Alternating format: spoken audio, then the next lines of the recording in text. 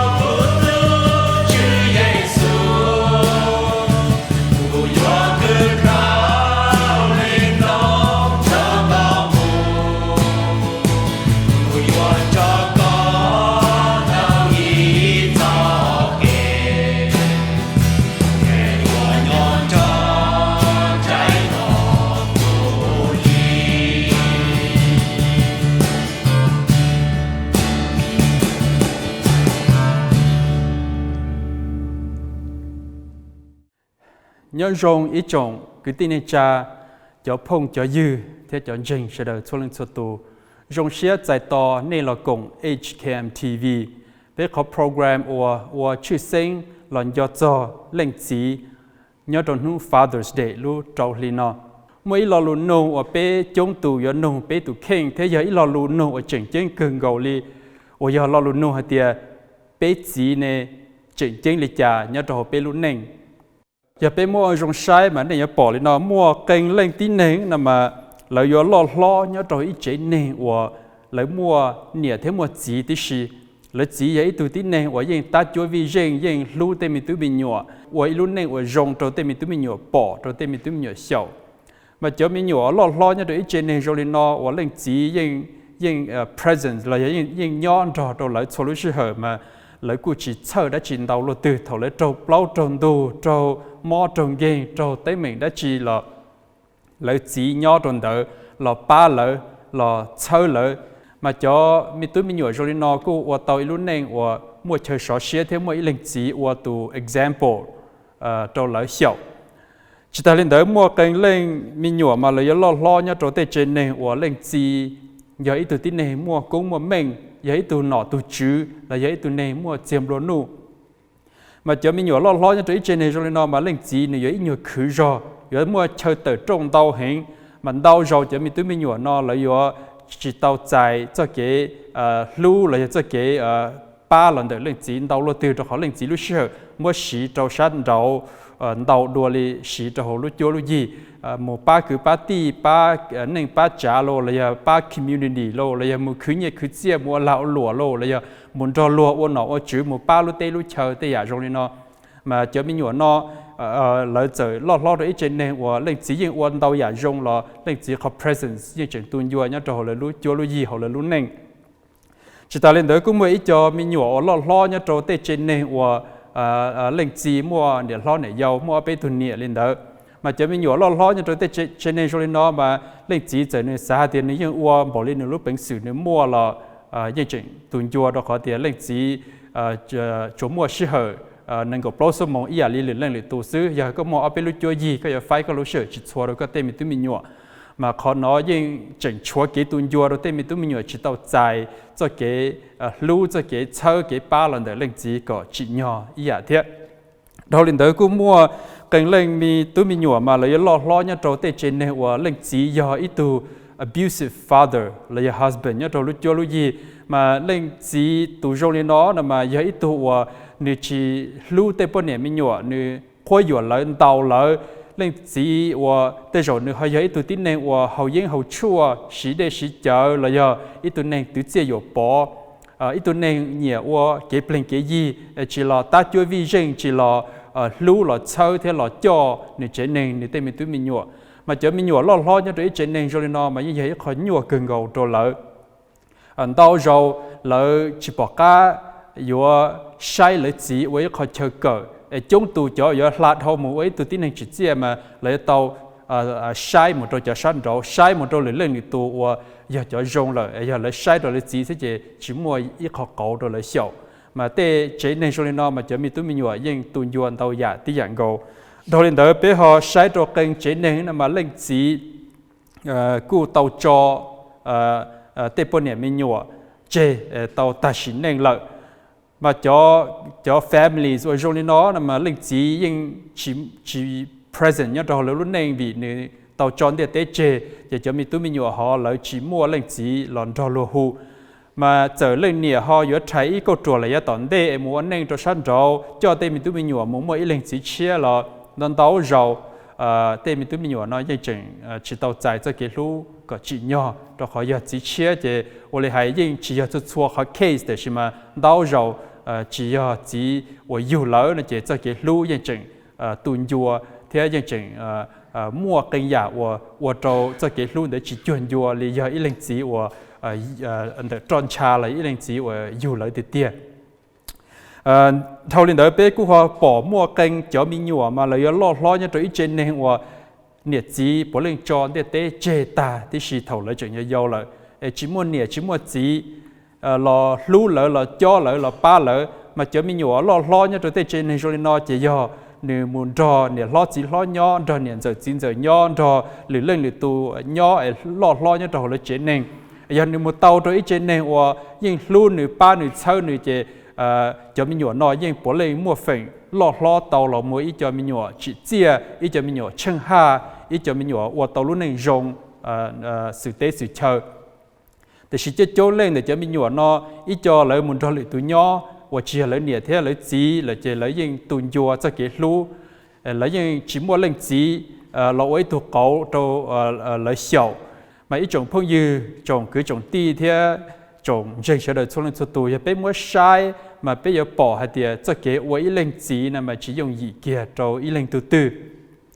vì nếu lu ra là chỉ lu lùa hậu lử nếu có responsibilities nó mà lo hành những vì nó bây giờ cái với lên gì cho tê mi túi mi nhọ mà thế là tuần giá tuần dùa giờ bây giờ try bây giờ best là lo những chừng và chỉ tao có chỉ nhỏ bây lu mình mỏ với lên gì tiền ít trồng sai sẽ được số lượng số tụ giờ lên tới chia của cho bé muốn cho bé bao tụ staff và giờ cho tu xài ở đây nụ để bé học bộ mong xí thả khi mình chỉ cho lỡ lúc nên theo họ relationship cho lỡ chỉ sẽ họ dùng để trả để rồi cái xí thả nó có reflect nên cho trông lên trong tụ cho rồi bé sau cái nó nên lúc nên theo nên họ relationship cho nên chỉ để bé muốn cho lỡ xí thả tao我找到被叫 staff 说的，从这都这从那天就是昨天的这兄弟，和学校那边是他们是做我说的 call relationship 的领子呀，就是做问题出来，但是那个กู要一度有了，ก็จะตัวเขาหมดนู่นอยู่ดวนใดเลยไป说的那天这里ก็จะ给撒播呢 how important is the role of a father giờ tôi cho sự rằng câu của phụ nữ mình mò cho bé sẽ đời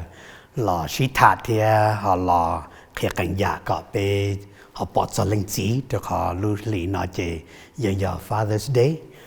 so thì tất cả lò sai này chỉ của lúc này chỉ những bí lý tụ tu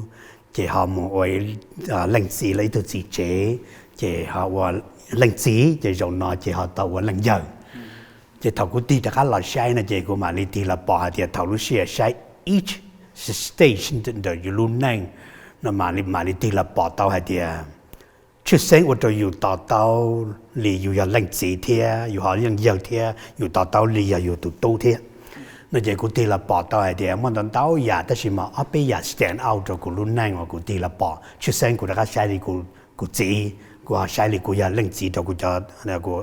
cho mình tôi mình nhọ thế họ giờ rồi tôi sang dự đó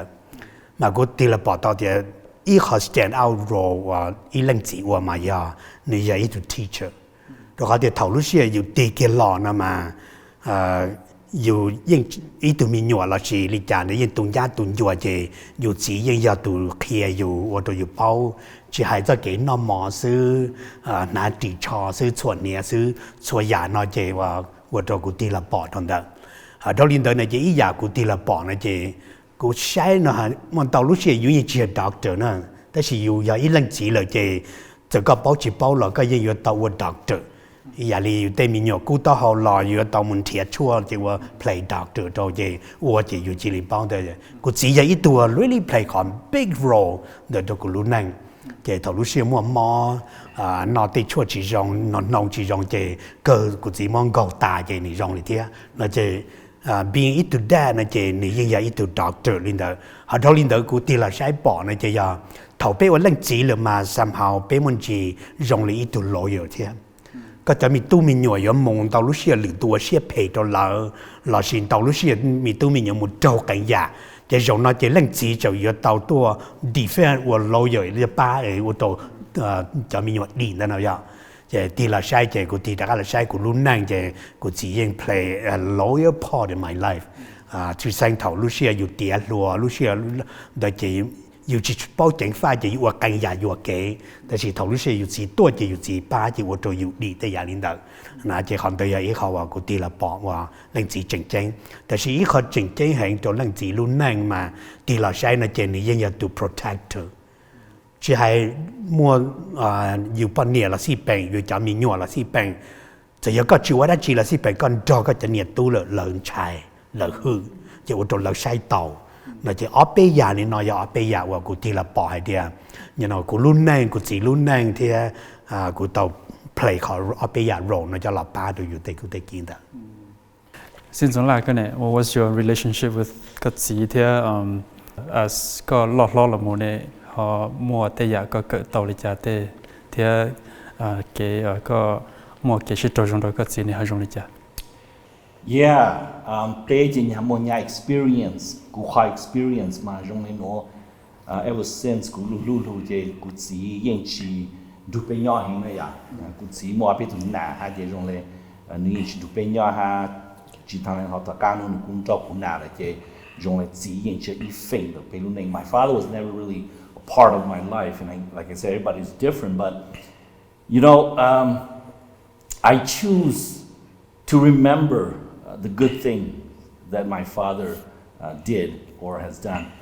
Cú giá trị xa là sự cú sai là một bù yang trong cú chỉ wo. Bên một bên sự sai hả ta là sự giá trị xa ta, you know cú sang zu là sự du zu cú chỉ lấy chăng ya.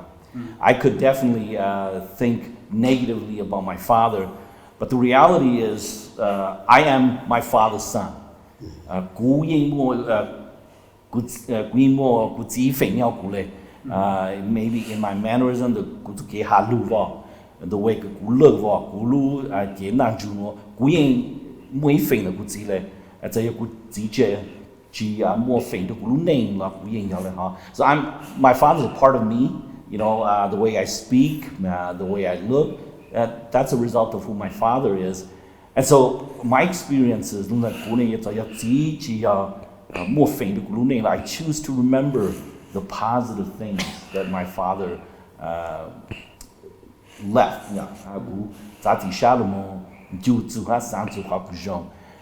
And one of the positive things that I remember is that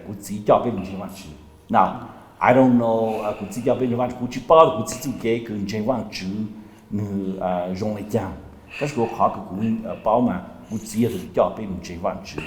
and vì cú chỉ giáo bên trong vang chữ nó cú cha lại bảo vang chữ hắn nó cú cha lúc vang chữ lại vang chữ nó and so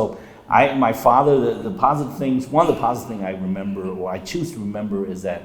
my father became a Christian. Now I can't speak to his walk and his relationship with God because he was never with us, but because of the fact that he decided to become a Christian, I am not a Christian and I've been called by God to serve Him, and so that's a positive thing that I choose to remember about my father. Even though he's not part of my life, that's what I choose to remember. Tại cô chỉ mua phim được lúc này là khó cô giá trị xa là cô sáng rồi mình dùng cô chỉ ta cô chỉ là tôi cũng chính cho bên mình chính vàng chữ, anh em cô sát lao lúc vàng chữ lên vàng chữ nụ. You know, I think we choose who we can become. I think be mua ý linh chỉ mua là khó influence be yeah. You have a father or not, that will influence you or that's a part of you, but I believe the big part is what do you choose or who do you choose to become? The good thing or the bad thing, we can always learn from our father.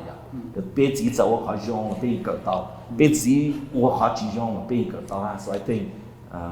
that's the thing that's my experience with not having grown up with a father. Này sẽ xem cái này có họ mua relationship trong này chả đâu có gì thế tới rồi cần chiến năng nó mà mình nhớ chơi rồi cần chiến năng mình nhớ chống rồi tới thầu nó chỉ do tụi mình nhớ nhớ trâu từ là tụi thiếp ở chơi nhớ trâu hậu family nó chỉ họ relationship cô cháu đua li lụt tụ the you just siblings nhá rồi you chiến năng thế có lần này có giờ tụi mình nhớ thiếp ở chơi thế có họ relationship đó có gì ở trong này chả. Okay, cô chỉ do cái sự trong sinh yang, cô do cô chỉ tuân sai thiệp lâu. I am the middle child ka, so for me, that's why I have a special relationship with my dad. Cho họ cũng một chỗ cái bé to sister cái lúc của anh tên này then my mom is busy training them. Cho lúc lo thế cũng nã cho họ bố anh nó họ lại cái họ thế, và cô do từ cái thiếp lâu hôm nó thì cụ chỉ tao reach that age cứ responsibility cứ yêu chu cũng là thiết khác cũng họ nó mà so I have a pretty special relationship with my dad. Actually, a lot of the cái cứ cỡ ông nào họ thì cũng cỡ tao tại cũng chỉ cho tôi cứ khác cũng so I cook a little bit different from like cứ cho sister but cook cho họ cũng chỉ khác cũng cook. I have a close relationship with my dad. Mà ít họ cứ it dawned on me trong tại cũng tôi khi này thì cũng I thought that was just a normal father and daughter relationship. Thế nhưng mà ít ra thọ cứ của tôi cần ta nhớ cho về Moody Bible Institute. So hướng ứng cho my in-laws chỉ giờ là bố chỉ giờ tuần trước mà we were traveling biết chẳng chế mong nó mà for like 16-hour road trip there and back. And then cụ chỉ phim khu phòng cho cụ thằng nó bây giờ cụ chỉ thằng về là họ I thought it was just a normal conversation, but lúc sau cái bên lù biết một thằng biết chắc ăn lù thì my father-in-law mentioned ít họ cho cụ người hãy họ cho cụ sáng chỉ thông hay cho cụ dùng trong người ta nhang ở nhà ấy cái gì đó một chỗ cái hát lúc cái lô lên nó bây our conversation, we didn't say anything, I love you, Dad, or anything, but just a normal conversation between our father and daughters. And for someone else to hear our conversation and they catch that,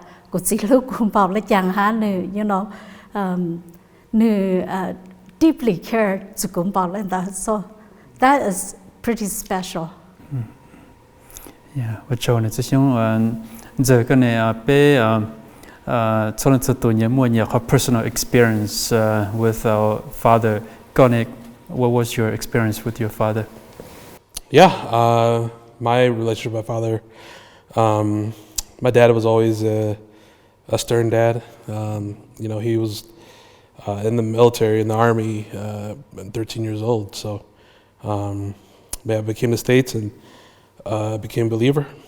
So that is, you know, that is what is instilled in me. You know, I'm a believer, and I always, you know, liked to go out, you know, do wild, always liked to go out and to the wilderness with my dad. He liked to go hunting and fishing a lot. So I was always with him whenever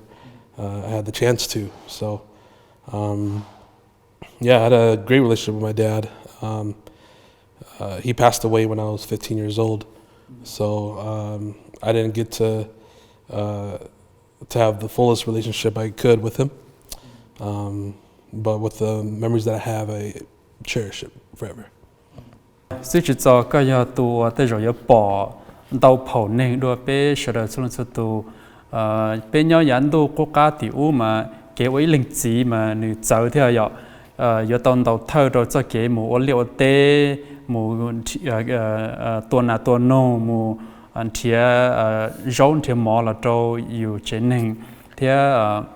lipata cái thứ hai mình chỉ as a protector mua linh chỉ lúc tàu chỉ nhá trâu hậu lúc chú lúc gì mà rừng gọi đi tới chờ sai tàu thia tới chờ hử trên hìnhแต่是thầu chỉ mua linh chỉ kia là nó mà lúc này như cháu đùaแต่是bé họตัวตรงที่จะมีการนั่นเลยมาจึงก็เลย the role of a father have shifted นี่รุ่นหนึ่งไว้เรื่องจีจึงก็เลยนี่เขาเจอจอเลยรุ่นหนึ่งอยากตัวก็กล้าติดเลยเท่าก็สาเนี่ยออกคอนออกคอรุ่นตู้เลยรุ่นเดียเต้เป็นย่อเลยรุ่นตู้ก็กล้าที่รุ่นเดียเต้เลยรุ่นหนึ่งแต่ฉันน้อยเราได้จะมีการนั่นเนี่ยป่วยยอนึกว่ายัวดัวตัวเป๊ะเจ้าอย่างเรื่องจีเนี่ยตัวได้จะมีการเนาะยังมาปีตัวรุ่นหนึ่งยันตัวกุกันสื่อสารก็เกี่ยงว่าที่เราหนุ่มใจเราลัวเป๊ะเจ้าว่าเรื่องจีเราสิเจ้าว่าตู้เนี่ยตัวรู้ได้เจอเนาะเป๊ะเสด็จยังจีถ้ารู้เชื่อกูติดต่อได้จะรอจัวอย่าง1975เสร็จจะไปใช้จุดจีจะตอนเด็กกูมากอบเล่าดิฉันchỉ những bỏ cho cái với lệnh chỉ nhớ cho để cho lọt chùa rồi đi chán đó nhớ cho để cho lọt chùa mà giờ bây giờ mong nữa mà có những người chủ yếu tự tin này và có những sĩ muốn gì sĩ authority sĩ hư chi mình mỏ cho họ giờ có chỉ qua linh tử này chỉ lựa tụ sai chỉ tàu dù chỉ qua rồi là sai các cái này vậyแต่是嘛เขาตั้ง名就要เขา哋頭路是冷子我領導就冷子就我做山就所以冷子落我做好女仔能聽就問頭路是就頭路是你係啲 yes 就應 yes 你啲 no 就 no 嚟曬那就可能就要我做冷子問住是路去起我落注落 control 個要仔能要頭領導就容易壓力我我領導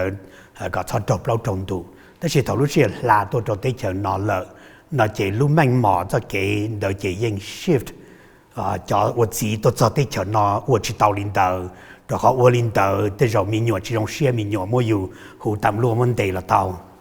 các quân tàu già chỉ bao nhiêu họ chỉ nhẹ chỉ lợi tôi thấy mình thiệt nữa nè chỉ thầu lúc xe trong linh nó lợi nó chỉ ní ít họ tất nhiên mà của họ tiền là bỏ tàu thì họ kểว่า頭路是被地落為冷子就要nhất地天nhất地鬧了是病nhất地鬧嘛被人家到 adjust 被路 roll 我個為冷子嘛個要到地落晒就給我個對面原的你那樣理解就有就給我冷子冇找領的頭了妹妹個人找了我是個 play 頭了họ要一度落了這個 play มัน只要了度碰有這找我領的這頭路是了họ頭一度我cần đâu cần tờ mà chưa mà gì là chỉ có khó rồi chỉ có xí là lúc chỉ là ba yêu là yêu chỉ là mua chỉ gì cho lỡ là sự nó chỉ thầu lúc xưa nói cho họ ta tỏ nhau cho cho mình nhỏ lo tôi chỉ cũng đi là bỏ lên đó thầu lúc xưa là chờ tiếng college là mà chưa mà gì là chỉ là giáo yêu tuần sai thầu là sự tu thầu nhau middle school là sự nhau cho high school là thầu nhất cho thầu lúc xưa lấy giờ nhất cho middle school, high school mà có cho plan cho nhà xưa. Tại vì nó giờ lấy tiền college lợi nó chỉ lấy cho cái bỏ lấy nhà lấy xa đầu lúc xưa giáo dục lấy xa bị ít khó phòn đời yêu luôn năng và chỉ ở chơi yêu cho lợi,แต่是เราba công ty đời yêu nó chỉ họ nói họว่าít họว่า shift lo hành nhớ cho cụ thể là bọn đời,แต่是họว่า只要nhớ cho tỷ u là si bệnh nhớ tỷ nào là si bệnhกูสาเดียไปว่าอย่าอีหลังจีว่าอย่าจังหวัดจีนะนั่นเจก็ไปตีละตัวจะเกี่ยวว่าลูกกูเคลียไปละว่าหลังจีหรือว่าจีจะลูกตีอู้มาอย่า more tradition ละสิลูกนั่งตีจะนั่ง culture ดีเคลียไปว่าอีหลังจีเขาไปตัวจะตีนอเจนตาลูกเสียจะ western culture อยู่ว่าตัว shape เคลียไปว่าอย่า equal right เลยนั่นเจวันตาลูกเสียจะไปมันจีนัวแต่สิ่งที่เราปอดตัวเดียเสียเป็นยัดตีนั่นละสิเป็นก็ยุ่งจากการจงให้เดียเป็นยัดตุนเจงเลยจะเป็นเราว่าจะจะรู้หลักเขียอยู่ไว้หลังจีว่าจะจะรู้ยังเขียเดียเป็นยัดตุนจีเลยมาเป็นตัวรู้เป็นปอนเนี่ยนี่อยากอยู่รู้เจนี่ชิมว่าจอมเป่าอยู่จะอยากเล่นตัวเจอยู่ตัวรู้หนึ่งตัวเล่นตัวเจรอตัวเดียจะมีตู้มีหยวนเลยเจยี่เดียละเขียเดียก็อยากอีหลังจีน่ะก็เช่าตัวละจีอ๋อก็เขียแล้วจะว่าจะจะใจnó chỉ thầu lúc xưa bé mua và chữ cho lù là ấy họ kể đầu cho bé là ấy lần chỉ nó chỉ nhớ tí u nhớ tí nào là si bèn chỉ béยังchỉ tua tàu lu cho lu gì đi và chữ cho nó chỉ tên còn nói vậy họ hoàn tàu lúc xưa bé cho chỉ chế nên bé bả cho họ bé là confuse nó đầu tí nào là chỉ bé chính cho cả mua và chữ cho lù là ấy họ kể cho bé lần chỉ anh cho sẽ cho xin lỗi là có cụ thể mình chỉ cho có experience đó là có gì mà bé sai bé chỉ bé cho mong sự chỉ tin nên cho kiểu nên là mà mỗi cho mà nữ cụ yêu cho chuyện nên ổn định tao nữ nữ chỉ cho cái lúc bốn đông lý nữ chỉ nhưng always there cho nữ chơi nữ ba nữ ta chỉ nhưng chỉ mỗi cho mình nhỏ cụ họ plả cho cái một nhà phe nhà chỉ dùng thế họ chỉ là một trâu bao tròn đột một trâu lớn năng chỉ là một chỉ cho từ thế bây họ ở trong sai mà bây giờ bỏ ít cho families hoặc lên chỉ là lên nhẹ cũng chỉ play ít họ very important role đó là lúc năng tới rồi nhẹ chỉ họ sinh trâu nhẹ chỉ là thì họ mua lì tới mẹ và rồi chỉ mình tụi mình nhỏ họ plan để lên chỉ để sẽ kênh cho mình nhỏ nó cũng chỉ là sở tranh lỗi từ nền chỉnh chính chỉ là sở tranh lỗi từ tin nền và cần đó một đế chân chế mua chiếm luôn nụ là giờ họ và là ôn lụa là trong lúc nền chỉ là sở lấy cô bỏ để ô nè chỉ mà trong nền đó chỉ mà nè cô và ilu neng chân hà lợ so nếu cũng mò ó sành để kế vấn neng lên nó trở lại cái xã này cho mình nhổ ở nhớ cho ilu trả thơ trong nó này lời giờ tàu lúc gặp trong lần từ lịch trả thế thì là ba tàu trong lời cho kế ba lời tụi khen lúc neng là tận đây giờ hết tiền lời này thế là chỉ họ chỉ một phần tàu một lịch trả trong lời lúc neng nè. I think as Tone, we have the right to choose, and depending on decide I don't know in regards to other people, and I can't say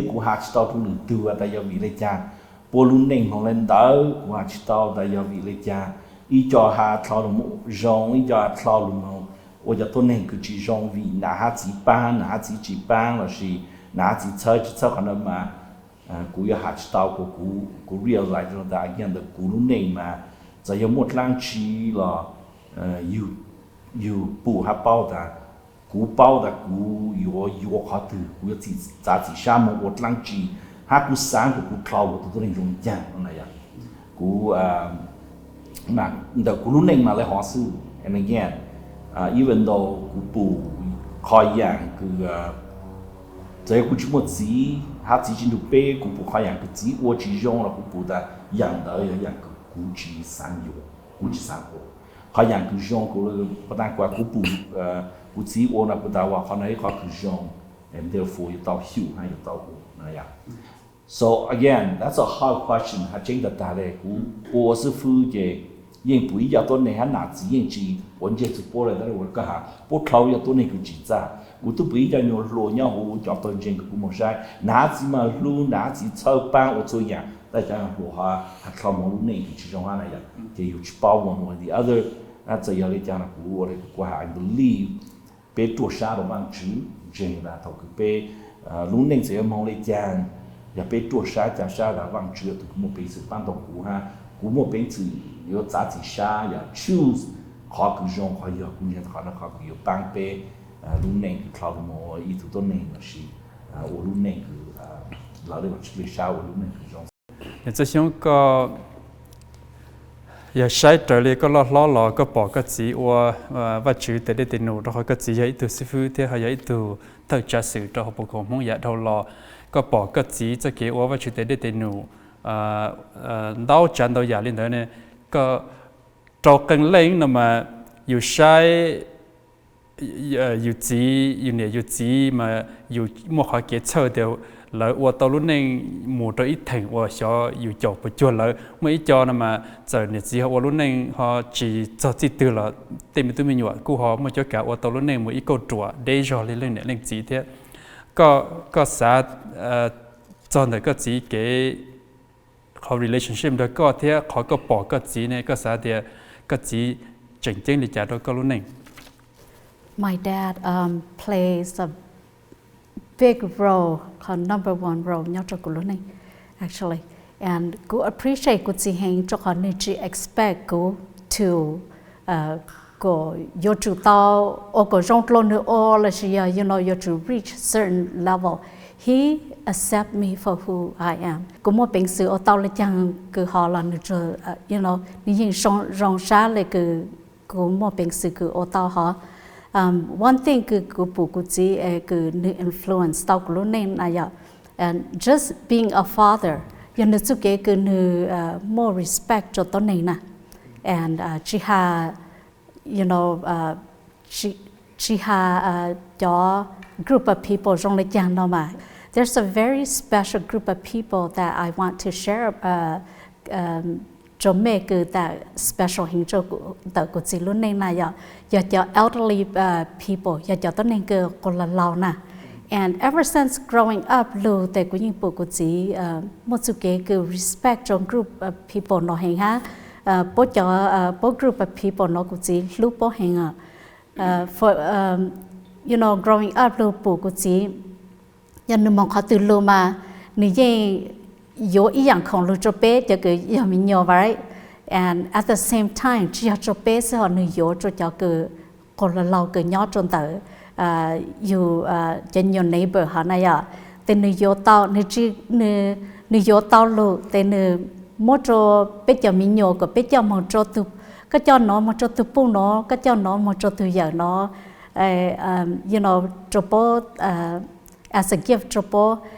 ซึ่งแต่เขาเกี่ยคือโอวันจุดเล็กๆเต็มหนูอีกเขาคือกูเกิดตอนแต่กูจีแต่ยอhe taught me that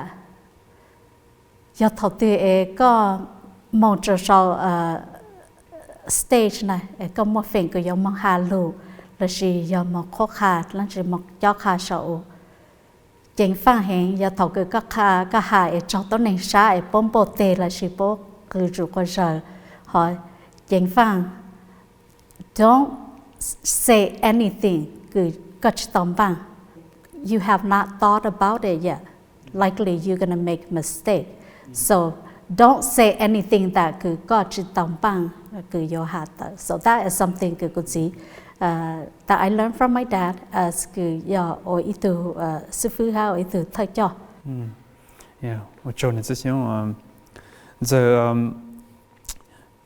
cụ chỉ có lịch sử thì mà there are many people who lost their father at a younger age. Lấy chỉ mua a father figure nhớ đầu là luôn nên as they grow up. Có một xã hội khi đó cho mình nói thì giờ nên chỉ một gì là gì nên tao luôn nên dùng lịch sử cả so that you can have a successful life, so that you can have a life worthy of God's calling. This will be more for your dinner, or they might have similar experience like you. Yeah, so for the people that lost a father at a young age, no doubt it'll take a while for you to acclimate to, not having a father in your household. But look to the other men in your family. Me, I had my brother, my older brother, and then my two brother-in-laws that were still there, and they were definitely my father figures. I learned a lot from them, how to change tires, how to, fix small things around the house. So definitely look to them, and if you don't have any, I guess father figures in your family, look to your leaders in the church, your pastor, your mentors, look to them, learn from them, ask them, about life experiences.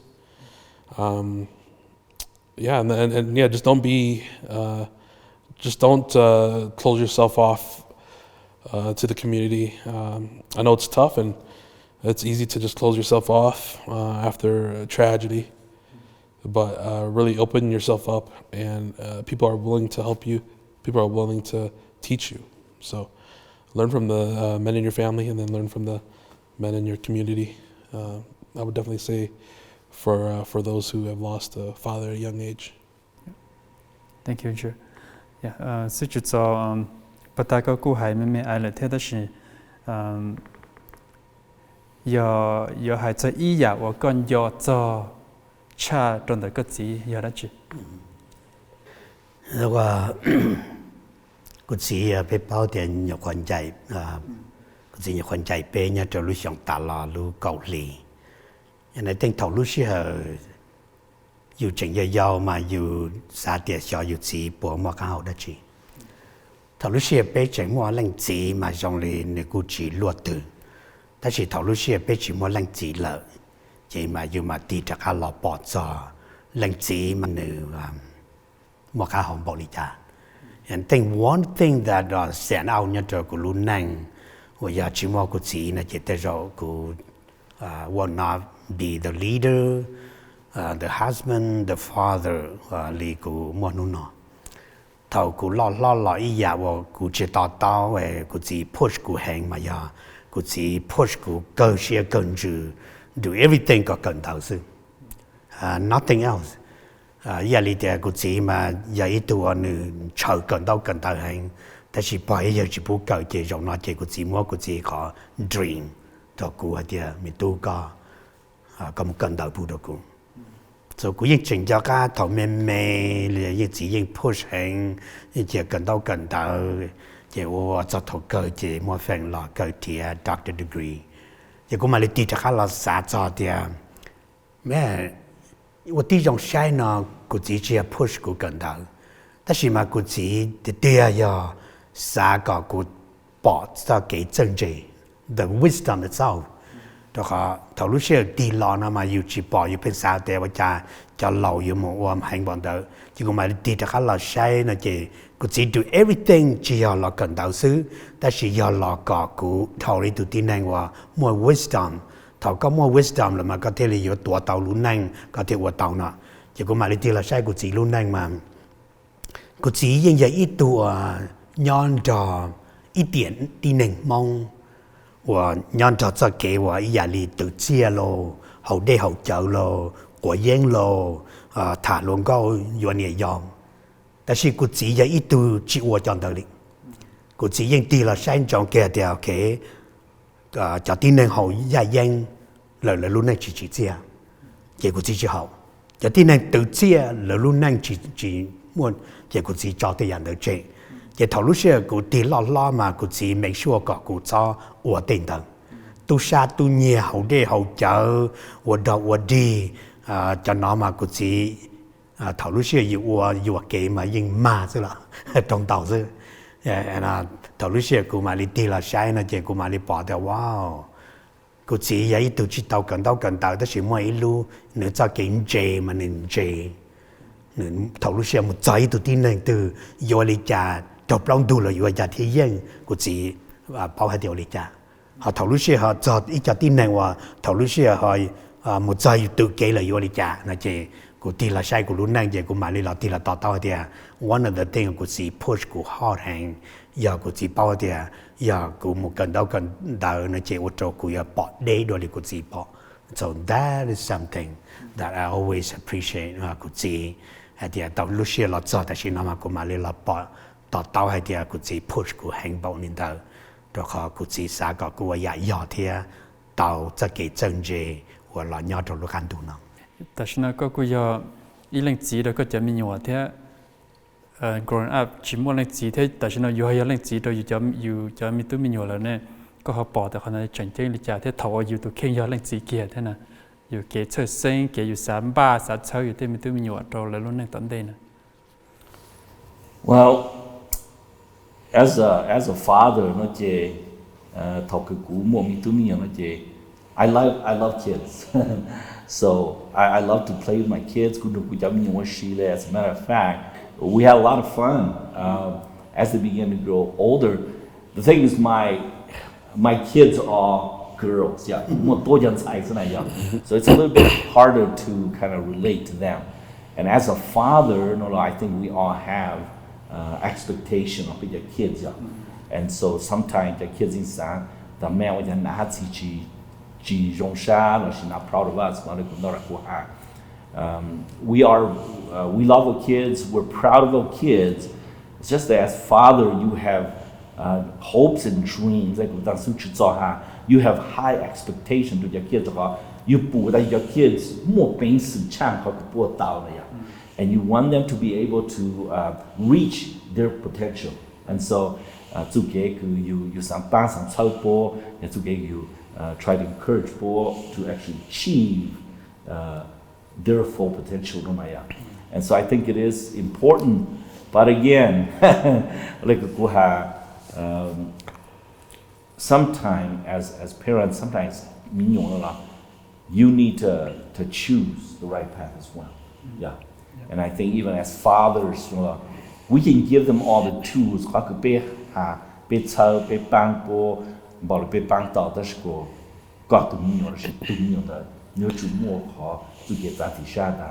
I want that too. And I think for a lot of big parents when đâu ra cái sáng đó với chàng you tự khá tự chơi được nhiều rồi chàng vô watch đó là you sáng. And I think that's something that again on the one hand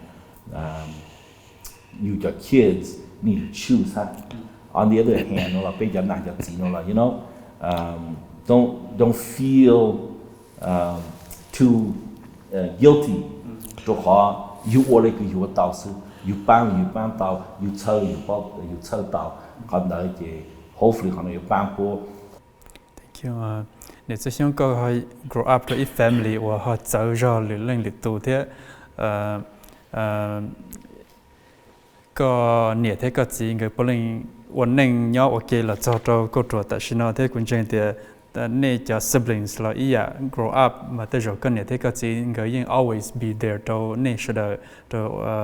cho mình tụi mình nhọ thầu có ấy lúc này em muốn linh chỉ nhau lên đó rồiอยู่thế baอยู่สุด solution lên đó là nên họ as ít tụi mình nhọ nên có họ bỏ trở lại cho có sao để chỉ nhau sẽ được appreciate ý lên nhiều là ý lên chỉ rồi nó nhớ đầu là lúc này thế. As growing up, if you look into my family, yes, we do have struggles. We do have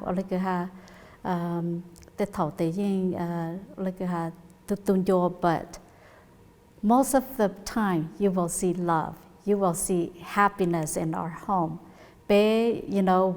we laugh, we play together. Even though we could see very busy as growing up, most of the time out, but whenever and so we have we grow up in a very loving family home.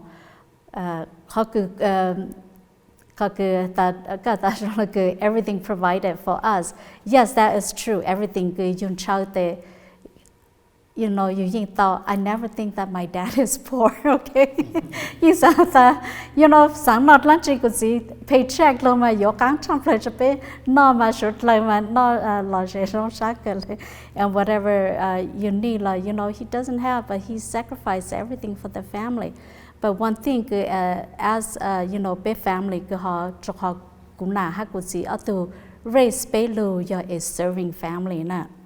They chỉ bên nhỏ everything họ provided lưu cho bé, but we work very hard, you know, helping my parents with the ministry. Bé mo like photo mo ministry event nhau hôm nó để bé họ cho help out with cooking, with hosting bằng chơi cho tôi này tôi bắt đầu chơi show bằng you know rau vàng mỏ cho sốt là tôi nó một tôi này cứ in needs là you know my parents you know encourage us to like bằng tôi này so that's a way cứ auto training bên and to become who I am today. You know, I will be a very spoiled person. Yes, they do love us, but at the same time, you know, let us involve in their life, in their ministry. And you know, a lot of times it's hard for you because coming from a loving family, you know. And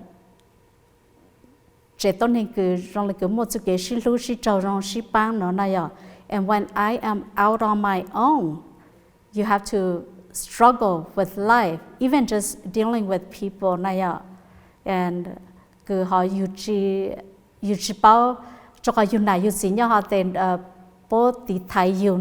you are on your own, that you have to you become you have to speak up for yourself. So that is a part of shaping you as being an adult as well. Being so sheltered, face the real world out there on their own. Có personal experience nên có cái xã bỏ cho cái với linh chỉ nhớ đầu tiệt tại sao nói bây giờ bao để với linh chỉ những chỉ dùng gìแต่是mà bây giờ tuổi với linh chỉ cũng để sẽ được những try sẽ được best to be a father cho sẽ được tìm tụi mình nhọ thọ và chữ cho họ kể có bé ô tàu khó rong cha li khó bé xã rồi bé tụi mình nhọ có in tận đây là lo quay tàu ý lên chỉ rong rồi là chế nên là giá tận đây thế so và chữ cho nên sẽ là số số tu ít trong cái tên này cha trong phong chủ dư thế chọn chơi sẽ là số tu giờ cũng cho bé là sai ý lên chỉ và giờ mua tính chế nhất là họ và chuyển tu cho lù là giờ nhất là họ phổ và lù cuốn để chọn chơi mà nhất là họ yêu sửa trông nên có plau cái cổ chi mà để tàu hải chế lên nó nửa hải cho ít tu chính nên và nửa tàu thơ rồi nửa chế nên mà nhất là trông nên có plau cái cổ chi mà nửa hải lên nó nửa hải tiệt giờ này chỉ tàu xe bê hở tu chữ nụ nó nè chỉ li chế chỉ xe sai xe nè yo bê hở tu tư nè yo bê hở tê và chữ của nè cho giờ công bê tỉ tê chờ Mesopotamia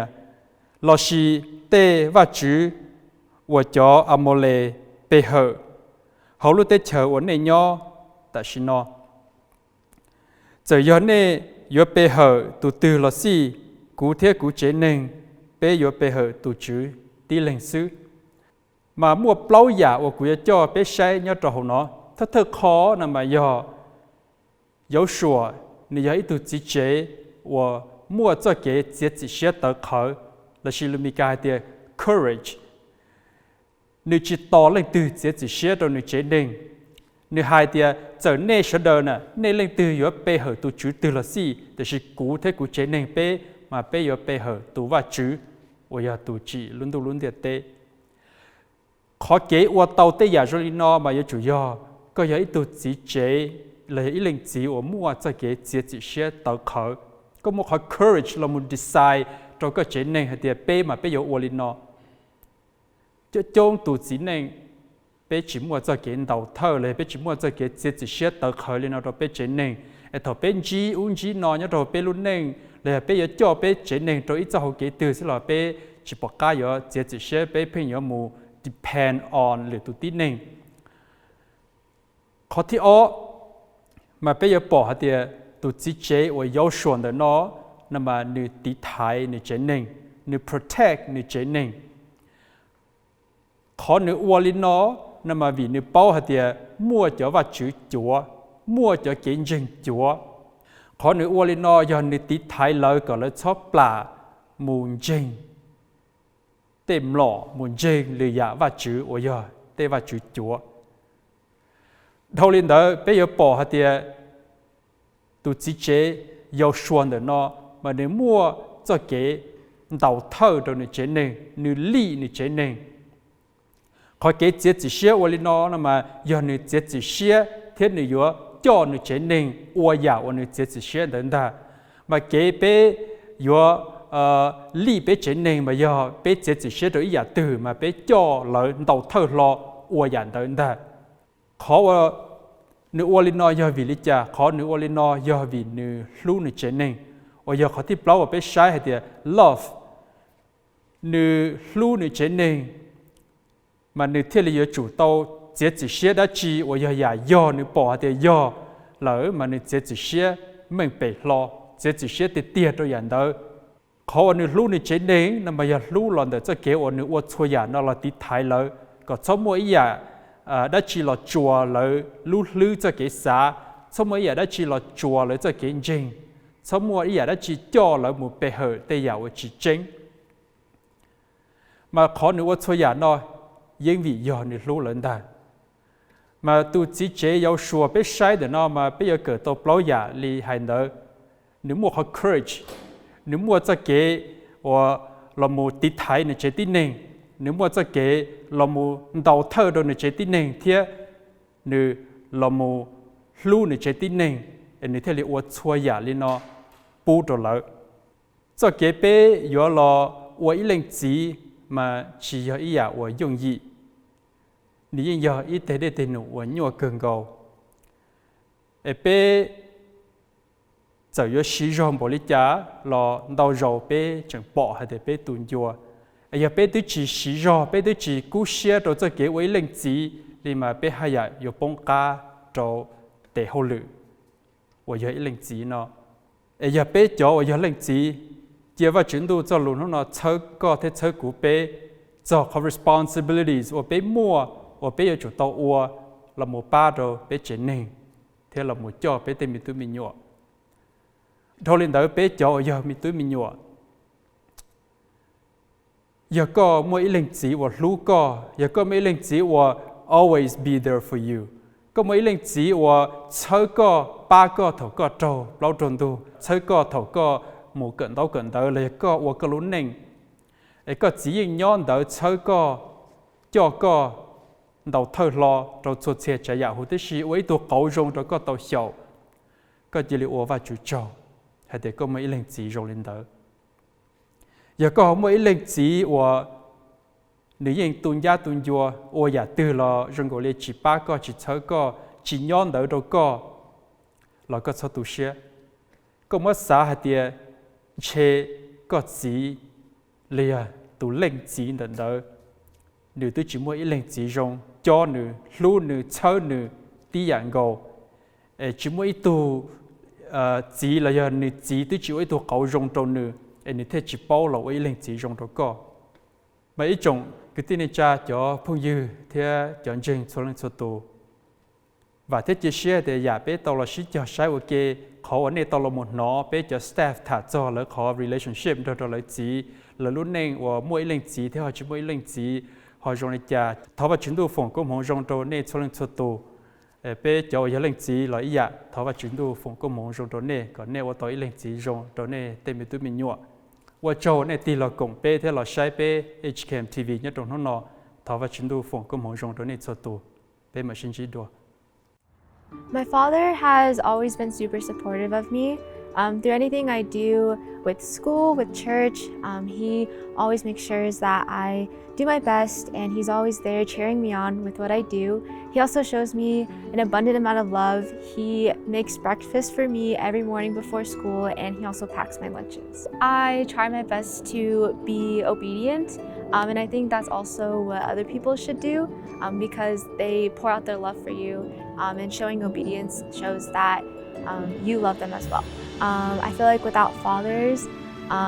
there'd be a little piece missing with that love. And they also show you how to love, like my father has, and how to support, and especially how to serve God. For me, my father is one of the greatest examples of what it is to be a man. The way he has led our family throughout all my years of my life, and just my brothers' lives, and our mom as well. He's done just such an amazing job, and it's just a really good role model for what me and my brothers can do. I mean, the number one thing is it's commanded that we honor our father and mother. So, you know, just listening to them, obeying them, and just doing our best to do what we can to make them proud and happy. Man, I'd say a father is one of the most important things to have in your life, especially as a child. Fathers are there to be emotional support, also physical support for their children and their family. And, you know, studies show that, households that are fatherless, the children are more likely to, get angrier faster, do drugs, commit crimes, and, get depressed and all the sad things. So, just having a father is just such a big thing in everyone's life. He is my number one supporter, and on top of that, he's the first person that always challenges me to be a better person. At my age, I'm slowly learning and beginning to understand how I can love my dad in my season and in his season. I've been blessed to have my dad for all of my life, so I don't know and understand what it's like to not have my dad present in my life. But I can tell that having the presence of a father not only encourages you, challenges you, but it also spurs you on to be someone who seeks yourself to be an example like your father. And he's always set that for me. My father has impacted my life by always supporting me with whatever I do. He would always come to my soccer games and all to my practice and always just loved me regardless of how I acted. To show your father appreciation is just listening to them, especially when they tell you to do things, because that's the least you can do for them, especially for what they've done to you. The importance of having a father in your life is just to have a sense of security within your family. They're also just a form of protection and just another form of love for kids.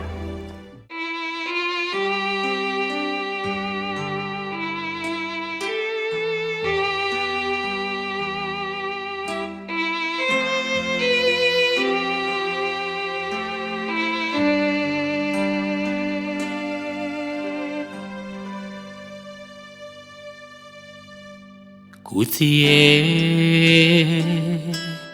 có yo tu muang có yo tu mua ha kha chư yi cú chia có yo tu rong cha có yo tu mùa hoa khá kê nhàng nhẹ cú thọ lưu khô có chú kê lưu cứ có tàu mua bù trô cú cú thọ lưu khá có chú kê chỉ cha cứ có tàu mua chân cũ chú sa cũ chia có yo tu bu kết sa có yo tu sao qua cũ cần đời cũ chi na có yo khó chúa chữ khá cú thuy cú chú kê họ sa cú thọ lưu khô có chú kê lưu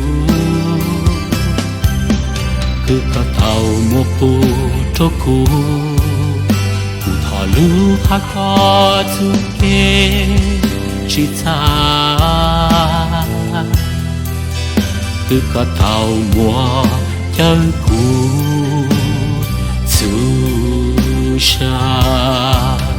cũ thiê có yo cũ tu pha có yo tu bang cút li kê pê cũ si ô có yo cũ tu hero có cái khả càng cú chú nụ lao cú thọ lưu khô có chú kê lưu cứ có tàu mua bù trô cú cú thọ lưu khá có chú kê chỉ cha cứ có tàu mua chân cũ chú sa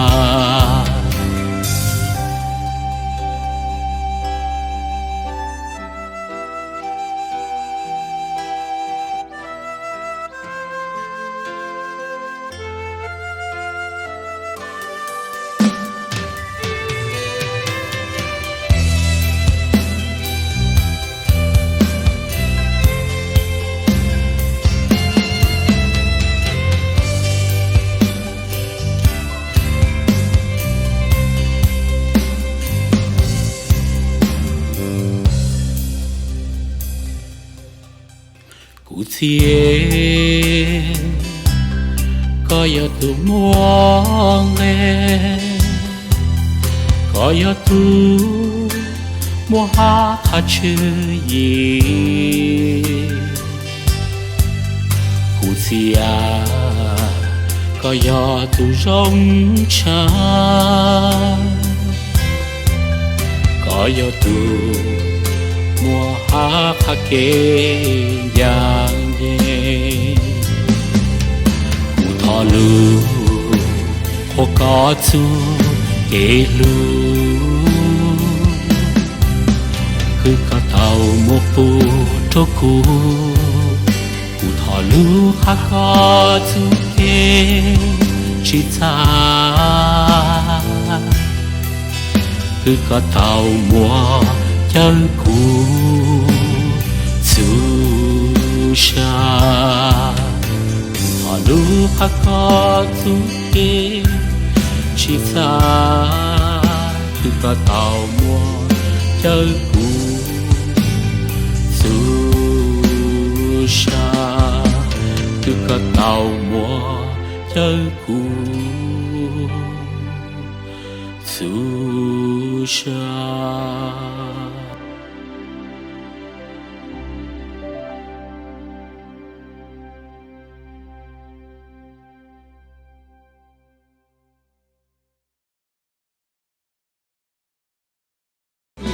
HKM TV